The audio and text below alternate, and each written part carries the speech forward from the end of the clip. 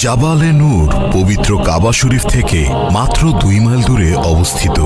এর নাম হেরা গুহা হলেও বিশ্বব্যাপী জাবালে নূর বা জাবালে হেরা নামেই বেশি পরিচিত। আপনি কোন আত্মীয় স্বজনের কথা বলতেছেন আমায়?